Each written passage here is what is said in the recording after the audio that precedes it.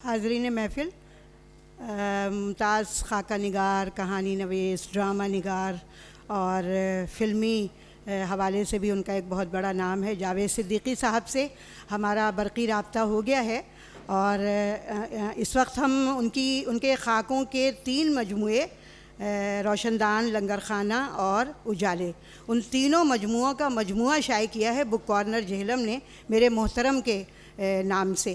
تو ہم اس کی تقریب میں یہاں پر موجود ہیں، اور برقی رابطوں میں یہ بڑی مشکل ہے۔ جاوید صدیقی صاحب ہمارے پاس ہندوستان، بمبئی سے یہاں موجود ہیں۔ جاوید صاحب السلام علیکم، آپ کو آواز آ رہی ہے ہماری؟ آپ کی آواز تو مجھے صاف آ رہی ہے، آپ کو میری آواز سنائی دے رہی ہے کیا؟ جی جی جی جی بالکل، اب بالکل واضح اور بہت صاف آواز سنائی دے رہی ہے۔ تو بہت بس خوشی ہو رہی ہے کہ آپ کے خاکوں کے 3 مجموعوں کا مجموعہ میرے محترم کے نام سے بک کارنر جہلم نے شائع کیا ہے، اور بڑے اہتمام سے شائع کیا ہے، اور اسی کتاب کی تقریب کے حوالے سے ہم یہاں پر موجود ہیں عالمی اردو کانفرنس میں، 17ویں عالمی اردو کانفرنس میں، آرٹس کونسل کراچی میں، اور ہمارے ساتھ ڈاکٹر فاطمہ حسن ہیں جو گفتگو کریں گی، پھر ہم آپ سے بات کریں گے، اور اس کے علاوہ منصب صدارت پر جلوہ افروز ہیں ہماری نامور شاعرہ اور بہت زبردست علمی اور ادبی اور تہذیبی شخصیت زہرا نگار صاحبہ ہمارے ساتھ ہیں۔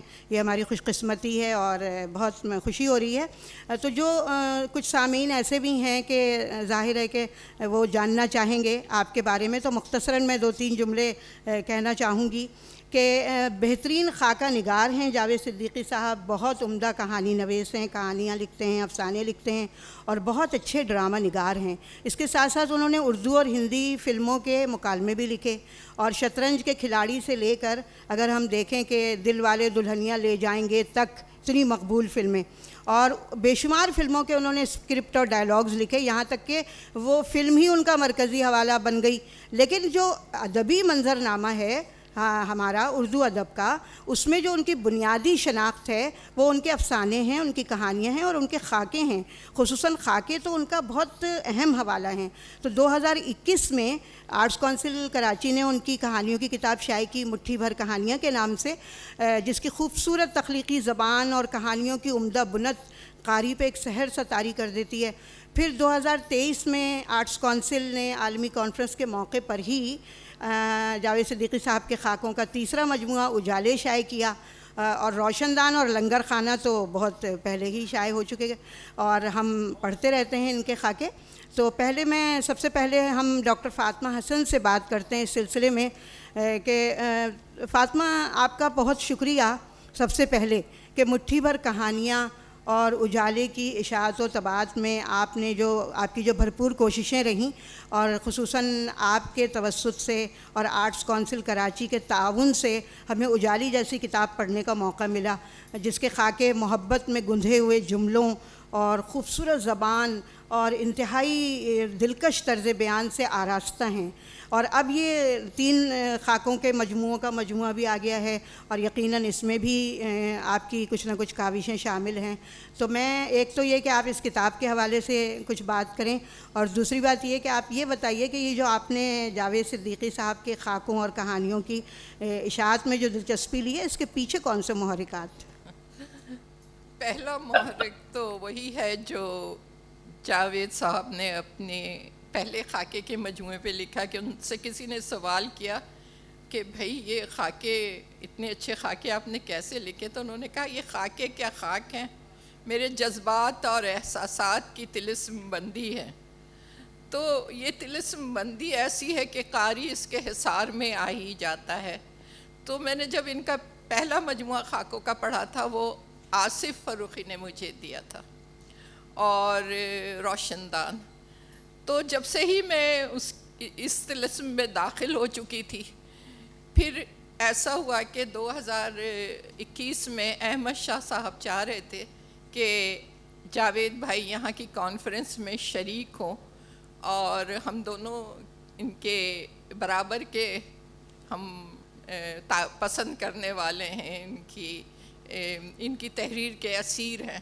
تو میں نے ان سے جب رابطہ کیا تو باتوں میں یہ بات نکلی کہ ان کی کہانیوں کی کتاب مٹھی بھر کہانیاں وہاں سے شائع ہو چکی ہیں، اور جس کا ٹائٹل گلزار نے بنایا ہے، اور وہ انہی کے نام معنون ہے، انڈیا میں تو شائع ہو چکی ہے، پاکستان میں دستیاب نہیں تھی، اور جو اس وقت کی پالیسی تھی کہ کتابیں منگانا اور خود مصنف کو بھی بلانا بہت مشکل تھا، تو میں نے کہا کہ یہیں سے شائع کر دیتے ہیں. اور جب میں نے احمد شاہ صاحب سے ذکر کیا تو احمد شاہ بھی فوراً راضی ہو گئے کہ ہاں شائع کر دیجئے. تو پھر یہ کہ ان کی پہلی مٹھی بھر کہانیاں یہاں سے شائع ہوئی، اور اس پہ عالمی اردو کانفرنس میں پروگرام بھی ہوا، جس میں آن لائن ہمارے ساتھ جاوید بھائی بھی تھے اور گلزار بھی تھے. پھر ان سے مسلسل رابطہ رہا، اور یہاں آئے، آرٹس کونسل میں بھی آئے، پروگرام ہوا، خاکوں پہ پروگرام ہوا، اور ہمارے ضیاء محی الدین نے ان کا خاکہ بھی پڑھا. تو یہ ہوا کہ کچھ نئے خاکے جمع ہو گئے تھے، تو میں نے کہا کہ اس کو بھی ہم یہاں آرٹس کونسل سے شائع کر دیتے ہیں، کیونکہ یہ آنے والے تھے. تو گزشتہ جو کانفرنس تھی اس موقع پر وہ کتاب بھی ہم نے شائع کر دی، اور اس کی بھی تقریب ہو گئی. اور ان دونوں آج ہماری خوشی ہے، مجھے بے حد خوشی ہے کہ کاش کے افتخار عارف صاحب یہاں اسٹیج پر ہوتے، لیکن ان دونوں کتابوں کے یہ چشمدید گواہ ہیں کہ ان خوبصورت کتابوں پر اور جو گفتگو اس وقت ہوئی ہے یہ سب انہوں نے سنی ہے، اور خود بھی کی، اس پہ بہت اچھی باتیں کی تھی. اور زہرا آپا بھی موجود تھی، اور زہرا آپا نے تو اس میں جو مضمون پڑھا اس کی کتاب ان کی تقریب میں وہ اجالے میں شائع بھی ہوا ہے. تو یہ محرک بنا ان کتابوں کی اشاعت کا. اور بھائی یہی حل ہے کہ جو کتاب یہاں انڈیا سے آ نہیں سکتی اس کو یہاں شائع کر لیا جائے، جو وہاں جا نہیں سکتی اسے وہاں شائع کر لیا جائے. اور اب تو ڈیجیٹل پرنٹنگ کی وجہ سے اتنی آسانی ہو گئی ہے. اور پھر یہ جو جہلم بک کارنر نے یہ میرے محترم جب شائع کرنی چاہیے اور انہوں نے رابطہ کیا تو میں نے ان کا پورا ساتھ دیا. اور جاوید بھائی جانتے تھے کیونکہ وہ گلزار کو بھی وہی شائع کرتے رہے ہیں. تو ہم نے کہا یہ تو بہت اچھا ہو کہ اگر تینوں مجموعے ساتھ آ جائیں. اور یہ ان کی ہم دیکھیے مصنف جو ہے اس کی کوئی سرحد نہیں ہوتی، قلم کی کوئی سرحد نہیں ہے، تحریر کی کوئی سرحد نہیں ہے. اور اس کا ثبوت ہمیں یوں ہی دینا ہے کہ اگر وہ راستے بند کرتے ہیں تو ہمیں راستہ کھولنا ہے. انہوں نے کتابوں کی ترسیل مشکل کی، ہم نے کتابوں کی اشاعت شروع کر دی. انہوں نے انسانوں کے لیے انسانوں پر قدغن لگائی، ہم آج جاوید بھائی کے سامنے بیٹھے ہوئے ہیں اور یہ ان کی گفتگو سنیں گے ابھی. تو یہ سب یہ تو کہاں کہاں حد بندیاں کریں گے، وہ حد بندیاں کریں گے. ہم ادب اور قلم کے لوگ ہیں، محبتوں کے لوگ ہیں، ہم ان حد بندیوں کو توڑیں گے، ہم اپنا طلسم جاری رکھیں گے. اللہ تعالیٰ ان کی طلسم بندیوں کو سلامت رکھے. ہم تو جاوید بھائی کی تحریروں کے اسیر ہیں. واہ بہت خوب. اور بالکل آپ نے درست کہا فاطمہ کہ یہ جو فن ہے اور جو ادب ہے وہ سرحدوں کا اسیر تو نہیں ہوتا. اور جاوید صاحب آپ کے خاکے تو جب میں نے پڑھے اجالے جب میرے ہاتھ میں آئی تو مجھے بعض ایسے بھی آپ نے ایسی شخصیات پہ بھی خاکے لکھے ہیں جن کے بارے میں ہم نہیں جانتے تھے بالکل. مگر ایسا مجھے لگا، مجھے تو فیض صاحب کا شعر یاد آ گیا کہ وہ تو وہ ہے تمہیں ہو جائے گی الفت مجھ سے، ایک نظر تم میرا محبوب نظر تو دیکھو. تو مطلب ایسا لگتا تھا کہ ان شخصیات کو پڑھ کے ہمیں ان سے محبت کا احساس ہوتا تھا. تو بہرحال اب ظاہر ہے کہ فاصلے ہیں، آپ یہاں بنفس نفیس نہیں ہیں، لیکن آپ یہ دیکھیں کہ یہاں کیسی مقتدر شخصیات یہاں موجود ہیں. افتخار عارف صاحب ہیں اور اپنے محبوب ظفر صاحب ہیں، افضال احمد سید صاحب ہیں، تنویر انجم صاحبہ ہیں، اور بھی بہت سارے لوگ ہیں، کرن سنگھ ہیں، اور بے شمار لوگ جو آپ کو سننا چاہتے ہیں اور سننا چاہتے ہیں. پشاور سے جی عباسین یوسف زئی صاحب ہیں. میرے ذہن میں اس وقت نام نہیں آ رہا تھا ان کا، ویسے تو میں پہچانتی بھی ہوں لیکن اس کے باوجود اس وقت ایسا لگ رہا تھا کہ نام کے حوالے سے. اچھا اب یہ جاوید صاحب یہ آپ کو پتہ نہیں کیسا لگ رہا ہے کہ آپ اتنی دور بیٹھے ہیں، لیکن ابھی جیسے فاطمہ نے کہا کہ حد بندیاں جو ہیں وہ ہم توڑ دیتے ہیں ہم قلم والے نا. تو ساقی فاروقی صاحب نے کہا تھا کہ حد بندی خزاں سے حصار بہار تک جہاں رقص کر رہی ہو، جہاں رقص میں ہو، جہاں رقص کر سکے تو کوئی فاصلہ نہیں. یعنی حد بندی خزاں سے حصار بہار تک جہاں رقص کر سکے تو کوئی فاصلہ نہیں.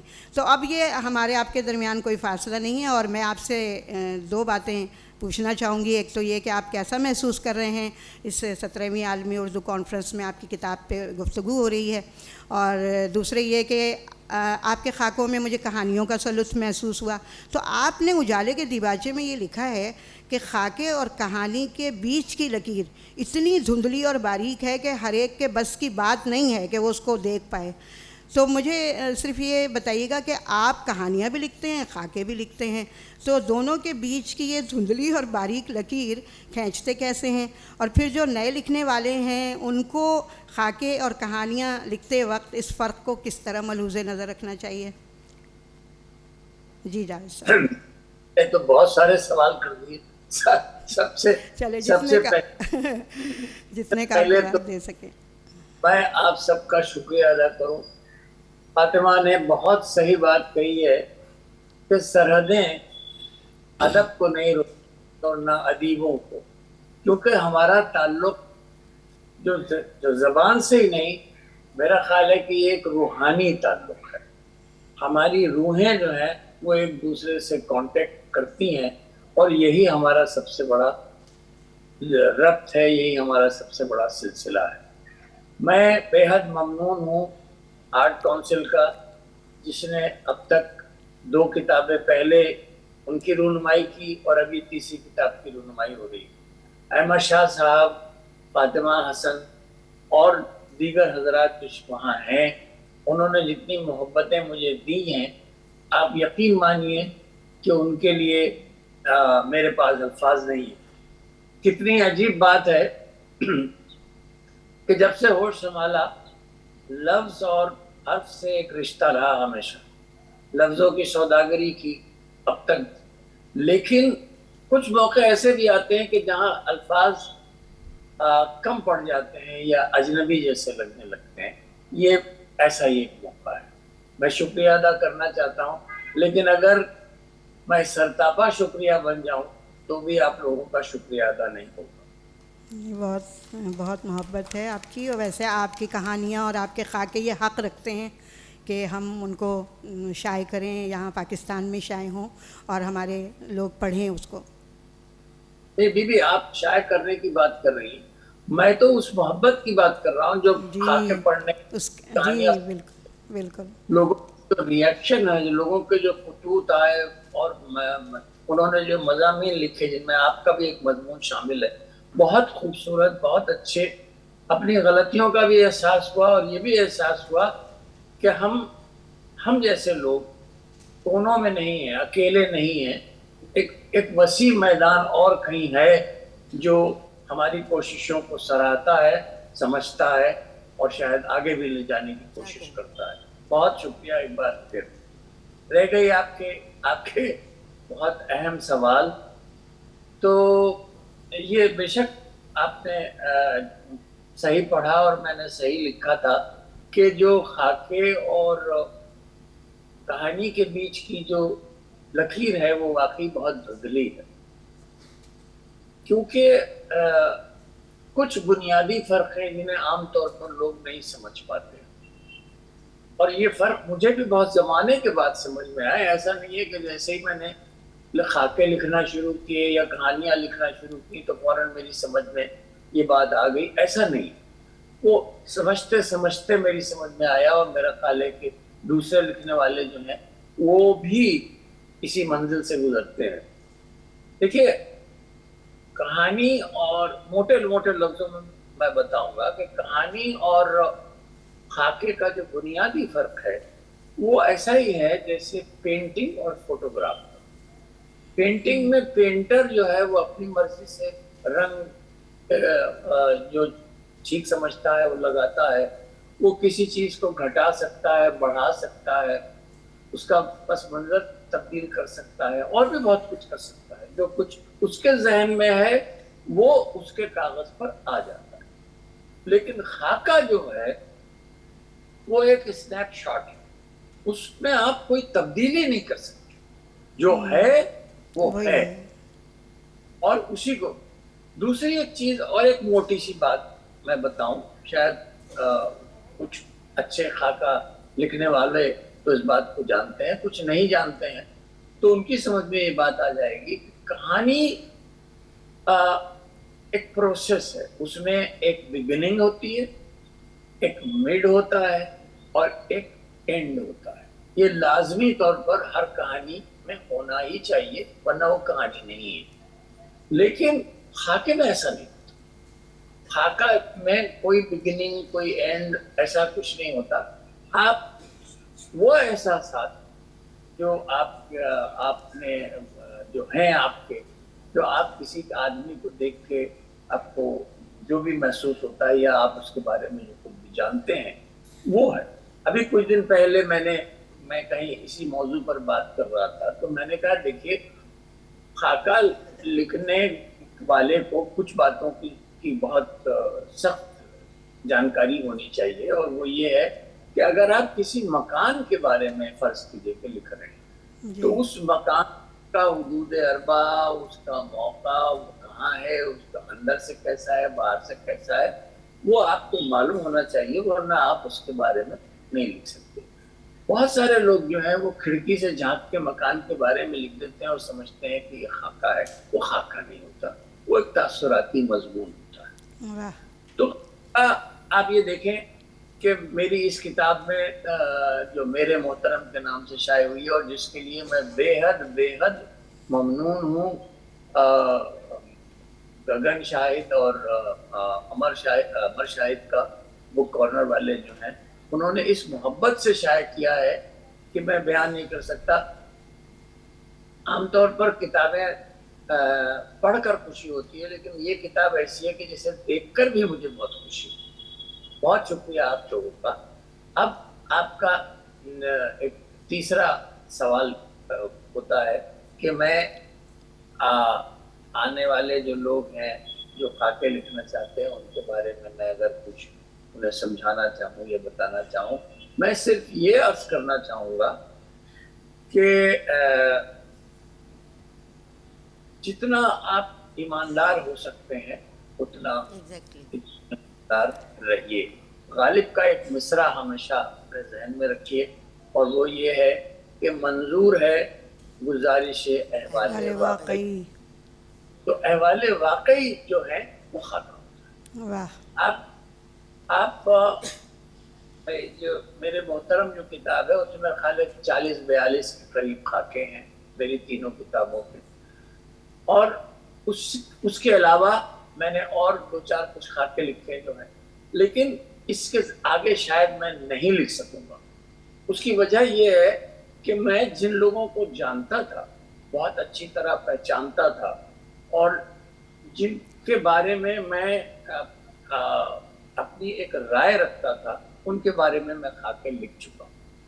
اور یہ لوگ ضروری نہیں ہے کہ نامور لوگ ہوں. ابھی آپ اگر میرے محترم دیکھیں تو اس میں دلیپ کمار بھی ہیں، اور اس میں کیفی اعظمی بھی ہیں، اور اس میں ایک کاتب بھی ہے جس کو آپ نہیں جانتے، لیکن میں چاہتا ہوں کہ آپ اسے جانیں، کیونکہ خاکہ جو صاحب خاکہ ہے اس میں کوئی اگر ایک ایسی ادا نہ ہو، کوئی کردار کی ایک ایسی انوکھی سی ادا جو آپ کو متاثر کر دے، تو پھر اس پہ خاکہ لکھنے کا کوئی مطلب نہیں.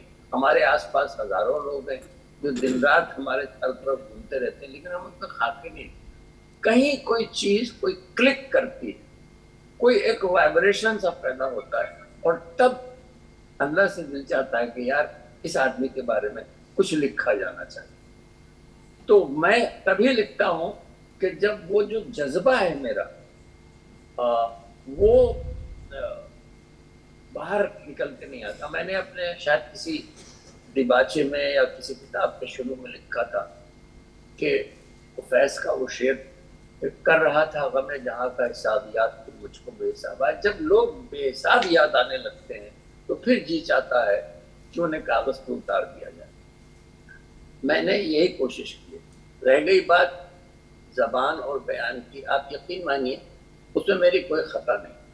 شاید یہ زبان مجھے ورثے میں ملی ہے، یا یہ کہ یہ وہی زبان ہے جو میں بولتا ہوں، میں تو بنا کے سنوار کے لکھنے کا اس لیے بھی قائل نہیں ہوں کہ اگر سوچ کے لکھا جائے تو اس میں قلم میں لکنت پیدا ہو جاتی ہے. جی بالکل. واہ. وقت نہیں ہوتا. آپ کا قلم جو ہے وہ آپ کے ذہن کی رفتار سے چلنا چاہیے, اور ذہن اتنی تیزی سے چلتا ہے کہ اس کو سوچنے کا وقت نہیں ملتا. اگر آپ پہلے سے کسی چیز کو سوچے ہوئے ہیں وہ کاغذ پہ اسی طرح آئے گی جس طرح آپ سوچتے ہیں, جس طرح آپ سمجھتے ہیں, جس طرح آپ محسوس کرتے ہیں. یہ سوچ کر سمجھ کر لکھنے والی بات کم سے کم میرے یہاں نہیں ہے. میری کہانیوں میں اور خاکوں میں بہت سارے لوگوں نے, آپ نے بھی محسوس کیا, خاکوں میں کہانیاں دکھائی دیتی ہیں اور کہانیوں میں خاکے محسوس ہوتے ہیں. مجھے بھی محسوس ہوتا ہے. فرق صرف اتنا ہے کہ خاکہ ہمیشہ اس میں جو صاحب خاکہ ہے وہ ایک زندہ شخصیت ہوتا ہے یا تھا اس سے پہلے. لیکن بہت سے لوگ ایسے جو ادیب ہیں ہمارے اردو ادب میں کہ جو اب اتنی قدرت رکھتے ہیں کہ جو کردار وہ تخلیق کرتے ہیں وہ بالکل قدرت کے بنائے ہوئے کرداروں سے برابر ہوتے ہیں, ان سے میچ کر جاتے ہیں. آپ ہمارے جو نہایت ہی محترم ادیب اسد محمد خان صاحب کی دو کہانیاں جو آپ نے کئی بار جامع محی الدین کی زبانی جی بالکل, مئی دادا اور باسودے کے مریم, آپ ان کو پڑھیے اور ایمانداری سے کہیے کہ کیا وہ کہانیاں ہیں؟ مجھے تو وہ خاکے لگتے. یا یہ کہ آپ عصمت آپا کی کہانی ننھی کی نانی پڑھیے تو کیا آپ کو وہ خاکہ لگتی ہے؟ یا آپ کرشن چندر کا کالو بھنگی پڑھیے تو کیا آپ کو وہ کہانی لگتی ہے؟ مجھے تو وہ خاکے لگتی ہے. تو اسی طریقے سے میرے یہاں بھی ایسا ہوتا ہے. جب ایک بھی حضور میرا ایک خاکہ ہے, وہ میری اپنی نانی کا ہے. ظاہر ہے کہ نانی کے بارے میں تو میں جھوٹ نہیں بول سکتا, اضافہ نہیں کر سکتا, لیکن بہت سارے لوگوں نے کہا کہ اس میں بڑا کہانی فن ہے. میرا خیال یہ ہے کہ جو انسیڈنٹس ہوئے ہیں وہ کہانیوں جیسے, وہ کردار کہانی نہیں ہے. تو اس کے لیے کہانی اور خاکے میں جو فرق میں سمجھتا ہوں وہ یہی ہے کہ خاکہ اس کا ہوتا ہے جسے آپ جانتے ہیں اور جو کبھی تھا یا ہے, اور کہانی اس کی ہوتی ہے جو آپ کا اپنا کریشن ہے, جو نہ کبھی تھا اور نہ شاید ہوگا لیکن آج موجود ہے, اس لیے کہ آپ نے اسے تخلیق کیا. بہت بہت شکریہ. بہت تفصیل سے جو ہم جاننا چاہ رہے تھے آپ نے بڑی خوبصورتی سے گفتگو کی, اور آپ نے زبان کی جو بات کی اپنے حوالے سے, تو ظاہر ہے کہ آپ مولانا محمد علی جوہر کے خانوادے سے تعلق رکھتے ہیں. تخلیقی زبان جو ہے آپ کو ورثے میں ملی ہے, اور اتنی خوبصورت زبان ہے. میں نے تو جب مٹھی پر کہانیاں پڑھنا شروع کیا تھا تو اسی وقت پہلا فون میں نے فاطمہ حسن کو کیا اور کہا کہ اتنی خوبصورت کہانیاں ہیں وہ, اور اتنی اچھی زبان ہے اس کی. اور اسی طرح خاکوں کا بھی یہی حال ہے. اور بہرحال بہت خوشی ہے, اور ہم تو یقیناً چاہیں گے کہ آپ اور مزید کہانیاں بھی لکھیں اور خاکے بھی لکھیں, اور محبتیں جو ہماری ہیں آپس کی وہ برقرار رہیں گی ایک خوشبو کی طرح, اور خوشبو کو تو اسیر کیا نہیں جا سکتا ہے. تو اب ہم بڑھتے ہیں اس کے اختتامی مرحلے کی طرف کہ زہرا آپا صاحبہ یہاں پر موجود ہیں اور صدارت کے منصب پہ. ٹھیک ہو, اللہ کا نظر آ رہے ہو ٹھیک سے؟ میری آواز آ رہی ہے کہ نہیں آ رہی ہے؟ جی جی بالکل بالکل. اچھا اب دیکھیے, ابھی ہوا یہ کہ میں نے ایک مشاعرے میں شرکت کی. ظاہر عمر کی وجہ سے لوگ مجھے اب صدر بنا دیتے ہیں. تو ہوا یہ کہ جب مشاعرہ ختم ہوا تو مجھ سے جو مشاعرے کی سیکریٹری تھیں انہوں نے اعلان کیا کہ محترمہ صدر صاحبہ آپ کے پاس صرف 1.5 منٹ اور ہے. تو اب میری سمجھ میں نہیں آیا کہ میں 1.5 منٹ میں اپنا شعر پڑھوں یا شکریہ ادا کروں. تو پھر میں نے شکریہ ادا کر کے محفل کا اختتام کیا. نہیں ابھی آپ کے پاس وقت ہے. سوال یہ ہمارے پاس وقت کم ہے, لیکن میں صرف آپ سے جو آپ نے بات کہی وہ بہت اہم ہے. اور میں بھی یہی کہنا چاہتی ہوں کہ خاکہ جو ہے وہ ہمارے یہاں ایک لحاظ سے مشکل ترین صنف ہے. اس کی وجہ یہ ہے کہ ہر لکھنے والا مضمون میں، کہانی میں کہیں نہ کہیں، اور عام طور سے سرگزشت میں آٹو بایوگرافی جب لکھتے ہیں تو وہ اپنی ذات سے علیحدہ نہیں ہوتے. خاکے میں کبھی کبھی آپ کو اپنی ذات کو بھی علیحدہ کرنا پڑتا ہے کہ آپ کی نمائش نہ ہو، آپ جس کے بارے میں لکھ رہے ہیں اس کا تذکرہ زیادہ ہو. پھر آپ کے خاکوں کی جو سب سے زیادہ خوبصورتی ہے جاوید، وہ یہ ہے کہ اس کے اندر بنیادی طور پر ایک بھولا پن ہے. اس میں کہیں بناوٹ نہیں ہے، کہیں نہیں ہے، جو عام طور سے خاکوں میں آ جاتی ہے. اب جیسے آپ نے ذکر کیا، اس میں جس طرح کا ہیومر ہے، بڑا سٹل اور بہت، جیسے کہ پڑھنے والے کو تھوڑا سا چونکا کے پھر پڑھنے والا آگے بڑھ جاتا ہے. جیسے آپ نے ابھی کہا کہ مشہور لوگوں کے علاوہ ایسے بھی اس میں خاکے ہیں کہ جو لوگ مشہور نہیں تھے. مثال کے طور پر ایک خاکہ مجھے تو سب سے اچھا خاکہ لگا نیاز حیدر صاحب کا. آپ نے کمال کر دیا، میں نے تھوڑا بہت ان کو دیکھا بھی تھا. دوسری بات یہ ہے کہ مجھے بیکس صاحب کا بھی خاکہ بہت اچھا لگا، جن کو ہم میں سے کوئی نہیں جانتا، صرف آپ جانتے ہیں، لیکن آپ کی کتاب کے طفیل اب ہم سب بیکس صاحب کو جانتے ہیں. ہیومر کی ایک خوبصورتی مثال میں آپ کو دوں کہ آپ کے ایک دوست نے، شاید ان کا نام جاوید ہی ہے یا مرزا عزیز جاوید ہے، نام میں آج کل بھول جاتی ہوں.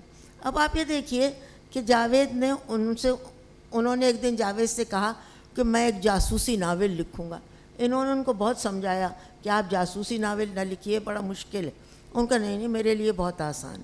دوسرے دن وہ مسحری پہ بیٹھے ہوئے تھے اور کاغذ قلم ان کے ہاتھ میں تھا. یہ وہاں پہنچے تو ان کا میں جاسوسی ناول لکھ رہا ہوں، اور کندھے پہ ان کا پالتو طوطا بھی بیٹھا ہوا تھا. تو طوطے کے ساتھ وہ ڈسکس کر کے اپنا جاسوسی ناول لکھ رہے تھے. اسی طرح سے بہت سارے لوگ جن کو ہم نہیں جانتے، ان کے بارے میں جس طرح سے آپ نے میٹھی دال کے بارے میں لکھا ہے، میں تو اس کو کوئی 3-4 دفعہ پڑھ چکی ہوں. یہ خزانہ جو آپ چھوڑ گئے جاوید میاں، یہ بہت بیش بہا خزانہ ہے. ہم اسے، جیسے ضیاء نے آپ کو لکھا تھا نا کہ میں آپ کی کتاب بہت سینت کے پڑھتا ہوں، یہ جو لفظ سینت ہے، یہ ہے تو صرف عورتوں کی زبان، مرد بہت کم استعمال کرتے ہیں، لیکن واقعی یہ کتابیں اس لائق ہیں آپ کے خاکے کہ ہم ان کو سینت کے پڑھیں. اور میں آخر میں اس بات کا اختتام اس طرح کرتی ہوں کہ جب میں آپ کے خاکے پڑھتی ہوں تو مجھے تاثیر صاحب کا شعر یاد آتا ہے. شکار ماہ کہ تسخیر آفتاب کروں، میں کس کو ترک کروں، کس کا انتخاب کروں. واہ، اللہ آپ کو خوش رکھے، جیتے رہیے. بہت. اب میں آپ کا بےحد ممنون ہوں. آپ اس وقت ادب کی خاتون اول ہیں، اور آپ جس کتاب کو ہاتھ لگاتی ہیں اس کی وقت بڑھ جاتی ہے. میرے لیے اس سے زیادہ بڑی بات اور کوئی نہیں ہو سکتی. آپ کا بہت بہت شکریہ جاوید. جی، اجالے کے دیباچے میں زہرا آپا نے لکھا کہ آپ کے خاکے تاریخ کا خلاصہ بھی ہیں اور تہذیب کا مرثیہ بھی، اور پھر یہ بھی لکھا کہ شعر آشوب اور غزل اور نظم کے رنگ بھی ان خاکوں میں ہیں. تو ظاہر ہے کہ بہرحال انشاءاللہ تعالیٰ آپ کبھی ایسا بھی ہوگا، آپ 2023 میں آئے تھے، آپ سے ملاقات ہوئی تھی، بالمشافہ بھی آپ سے دوبارہ ملاقات ہوگی انشاءاللہ. اور یہ خاکے ایک خزانے کی صورت ہمارے ساتھ رہیں گے، ہم ان کو پڑھیں گے، آپ کو یاد کریں گے، آپ سے محبت کا جو احساس ہے وہ دوبارہ زندہ ہوگا. اور اس کے ساتھ ہی ہماری جو آج کی یہ نشست ہے آپ کی کتاب کے حوالے سے وہ اختتام کو پہنچتی ہے. اور ہم جو ہے وہ خوش ہیں اس بات پر کہ کم از کم برقی رابطے کے ذریعے ہی آپ سے اس طرح سے بالمشافہ سمجھنے بات ہو گئی. بہت بہت شکریہ آپ سب کا.